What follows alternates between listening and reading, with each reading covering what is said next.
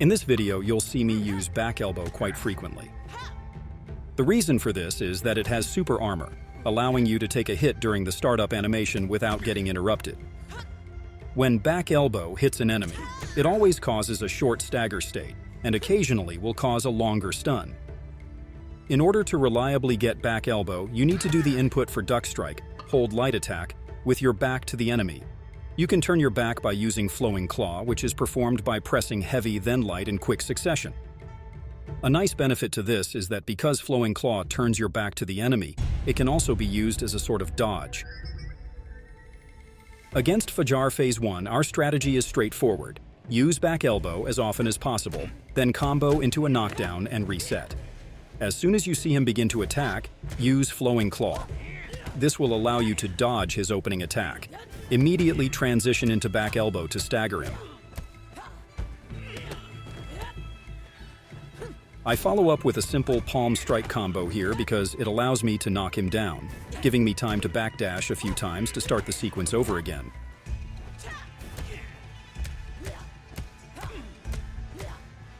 For Phase 2, we'll no longer be waiting for him to attack. Use flowing claw as soon as you can and immediately go into back elbow. Hit a few times, then turn around again to repeat. In case he blocks, back up and try again. Fajar is much more aggressive in this phase, so it should be very easy to armor through and hit him.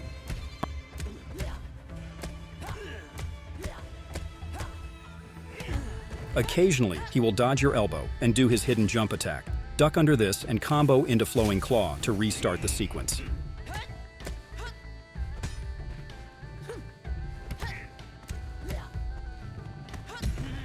Against Sean, we will be abusing raining strikes and charged back fist. To perform raining strikes, hit once with heavy, wait for a brief moment, then hit heavy again. Start charging back fist the moment the last hit of raining strikes connects. Once you see Sean start moving to attack, let go of heavy to stagger him, then do raining strikes and restart the sequence.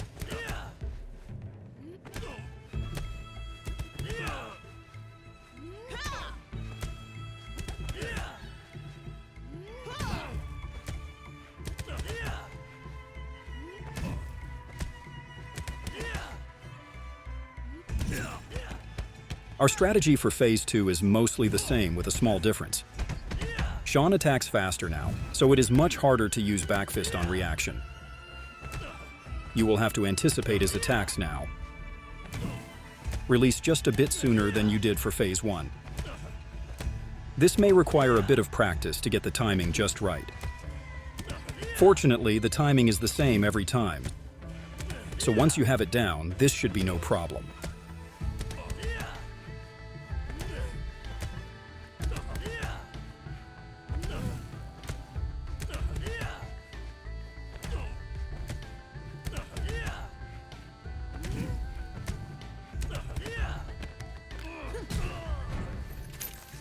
Kuroki Phase 1 is, in my opinion, the hardest section of this challenge. You will need to be familiar with her attack patterns so you can avoid them.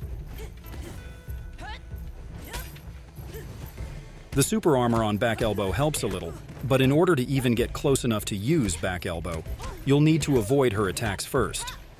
In some situations, when Kuroki stands up after a knockdown, she will pause for a moment instead of dashing away to make space. When this happens, for some reason she will start attacking immediately upon getting up, which means you can safely use back elbow on her every time she gets up from a knockdown. This can repeat itself as long as you are knocking her down. I don't know for sure yet what triggers this change in her behavior, as usually when she gets up, she will back away before attacking.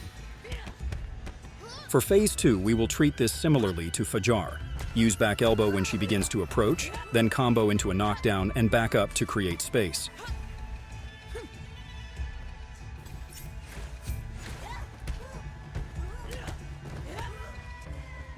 Part of the reason I back away so much is to give myself more time to react when she does her backflip dagger throw, so I can catch them and throw them back at her. But if you're not comfortable catching them, you can just dodge them. For her long-range dash strike, the attack will be preceded by a shine. Dodge as if the attack is coming after the first shine. If it's a feint, she will shine again and you can dodge again. When Kuroki starts running toward you, there is a range at which you can see her animation change as she transitions into her attack animation. This is when you should be doing back elbow to stagger her, then palm strike immediately to knock her down, and repeat.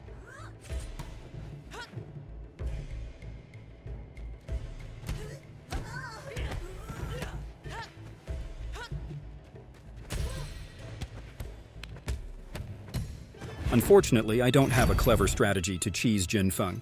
Personally, because her attacks are all relatively slow and have a long windup, I prefer to just stand still and deflect until her structure gauge breaks. To me, this seems safer than trying to engage her.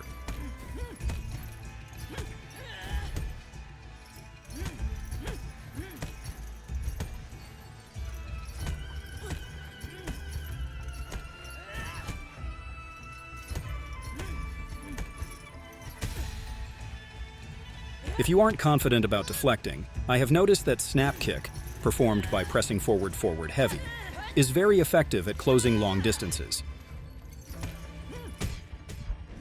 If you successfully dodge from far away, you might be surprised how far snap kick can reach. I have also noticed that spamming crotch strike, performed by pressing forward light, seems to give Jinfeng trouble.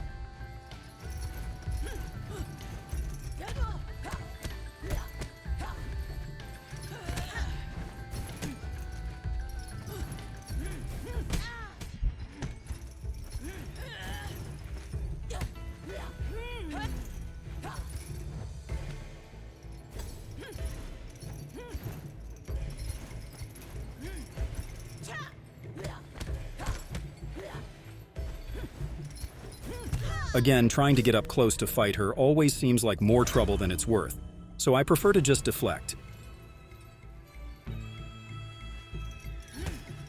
If you do decide to try deflecting, just be aware that being farther away increases the travel time of her attack, so you may need to adjust your deflect timing as your distance changes.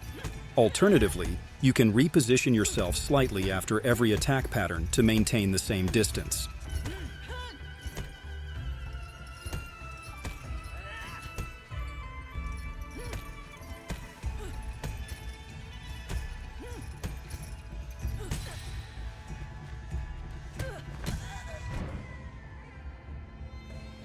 For young Phase 1, when he is far away, there are only two things he can do to approach.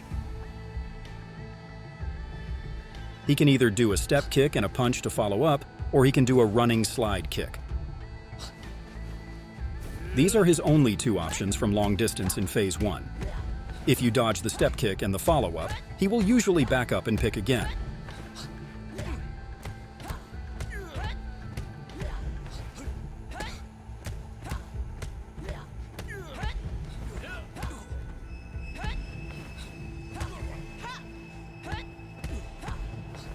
The animations for these are very different. If he is doing the running slide, he will start moving quickly, and you can hop to dodge it, then punish.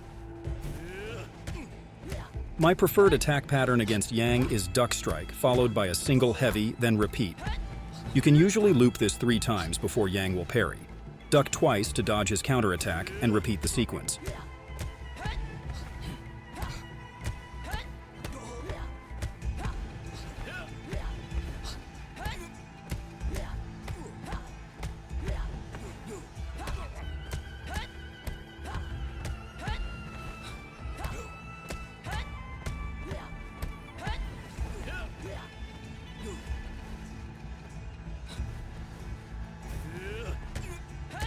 For Phase 2, it's even easier.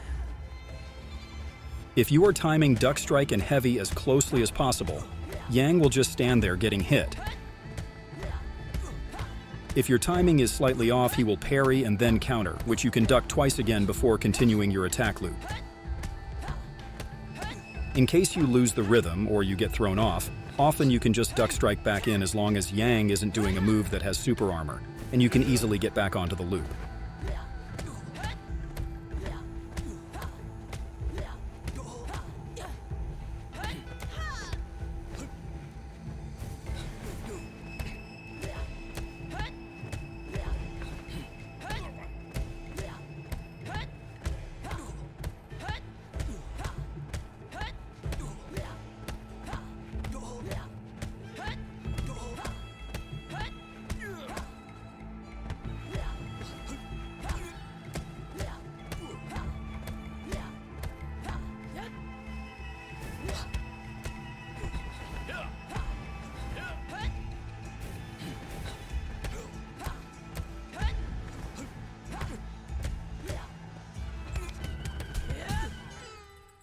That's about it.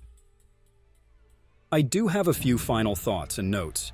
This is not intended to be a speedrun method. It is meant to be a relatively low effort, low execution way to complete the final Dragon Arena challenge. Getting gold stamps on this arena requires you to take no more than 5 hits. It is possible to get gold using this method, but anytime your health bar decreases, the game considers it a hit. This means that getting hit during super armor from back elbow counts against you. It also means that blocking or even deflecting against Kuroki's whip blades will count against you, since they do a small amount of chip even on block. As with anything else in this game, it will require a bit of practice, but it's at least much easier than fighting the bosses straight up. I hope this guide is helpful to you. If you have any questions, feel free to comment and I will answer them as best I can. Thanks for watching, and good luck out there.